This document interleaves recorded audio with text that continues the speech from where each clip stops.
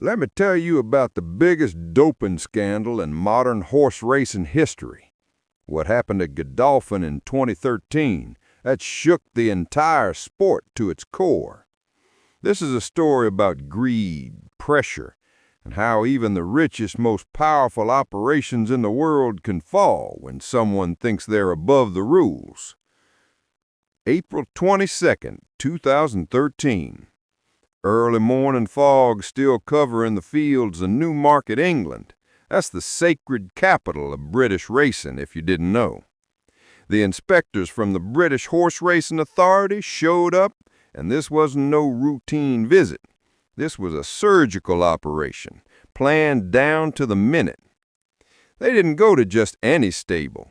They knocked on the gates of Moulton Paddocks, the fortress of Godolphin, the richest and most powerful racing operation on the planet, owned by the ruler of Dubai, Sheikh Mohammed bin Rashid Al Maktoum. Inside those golden stalls were some of the most valuable animals on earth. The target? Mahmoud Al Zarouni, a trainer prodigy who'd risen from nothing to the top of the world in just 3 years. Within hours, the Blue Empire, that's Godolphin's color, came crashing down. 11 horses tested positive, not for accidental painkillers, not for feed contamination. They were loaded with anabolic steroids. The news hit the sport like a nuclear bomb. One of the world's top trainers wasn't just doping. He was running a systematic injection program worthy of 1980s Soviet bodybuilders, right under the Sheikh's nose.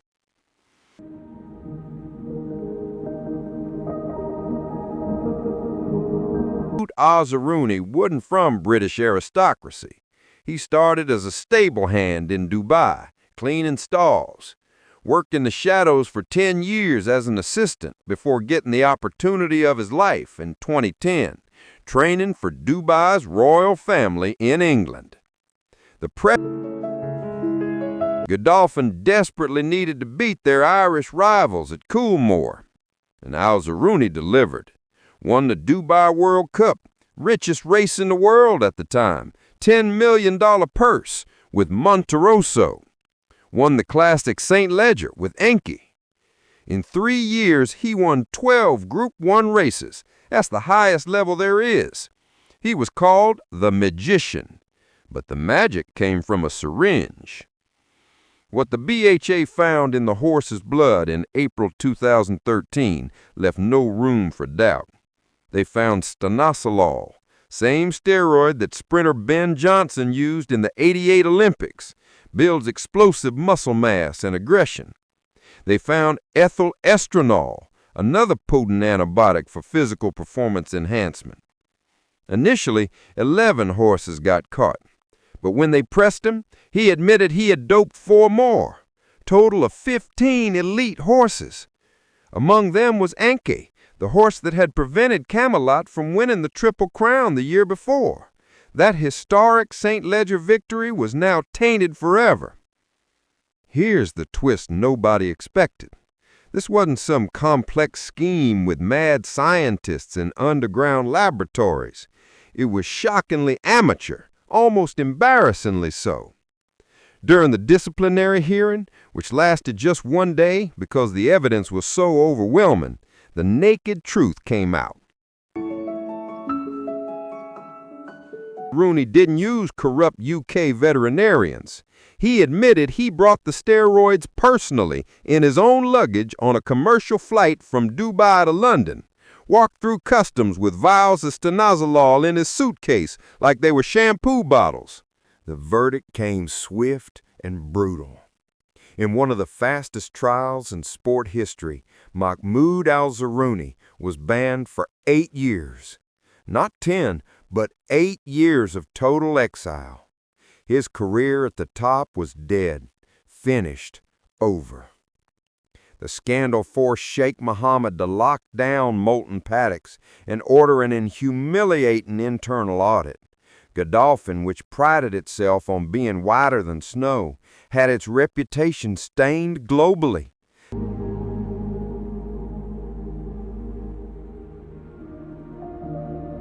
I gotta tell you something that bothers me about this whole mess. See, I've been around horses my whole life, worked with breeding operations, seen the pressure that comes with big money and high expectations. But there's a line you don't cross, and Al Zarouni didn't just cross it, he drove a truck through it.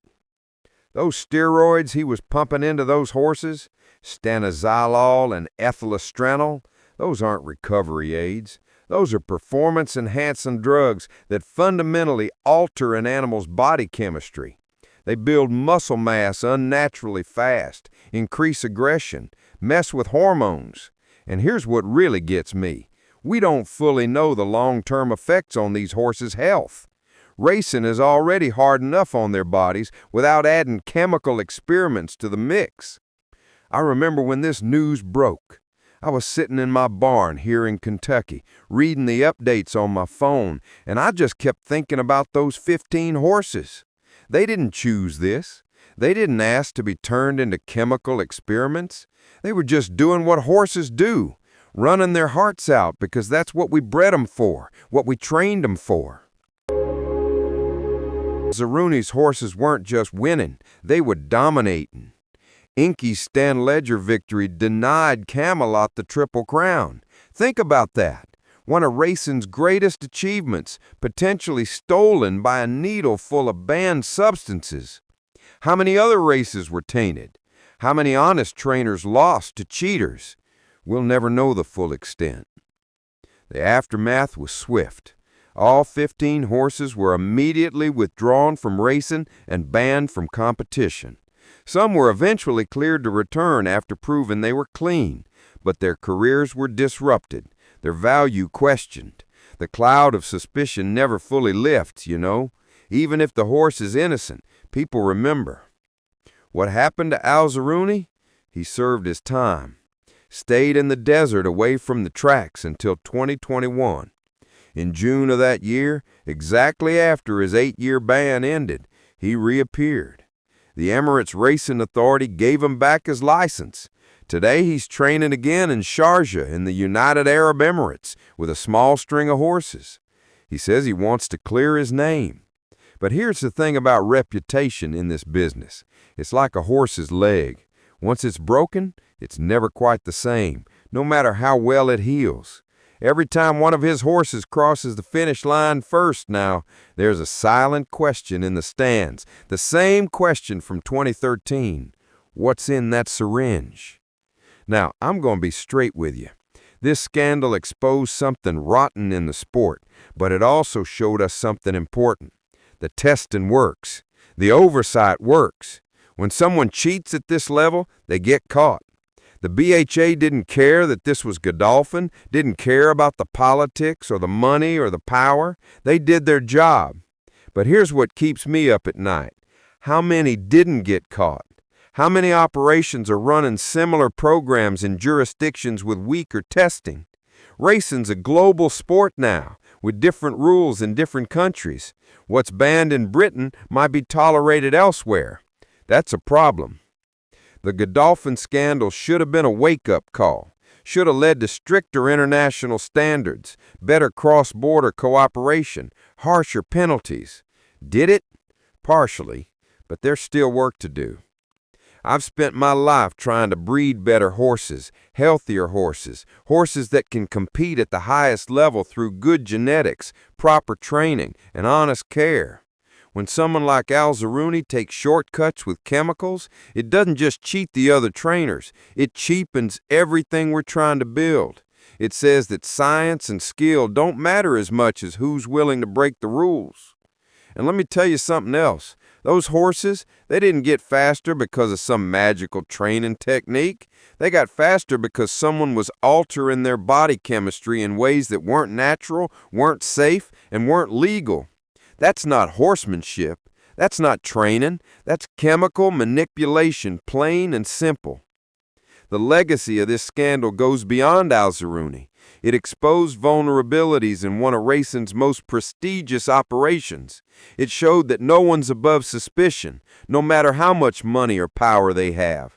And it reminded everyone in this business that integrity matters more than winning.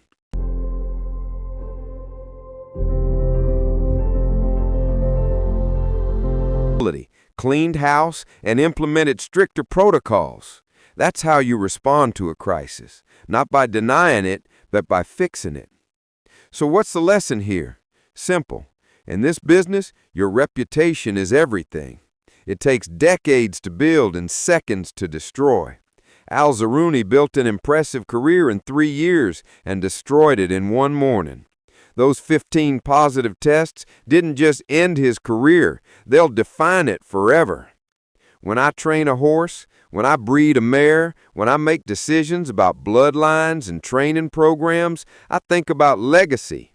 What am I leaving behind? What's my name going to mean 20, 30 years from now? Al Zarouni's name will always be associated with the biggest doping scandal in modern racing. That's his legacy now. And those horses, Encke, Monteresso, all the others, they deserve better.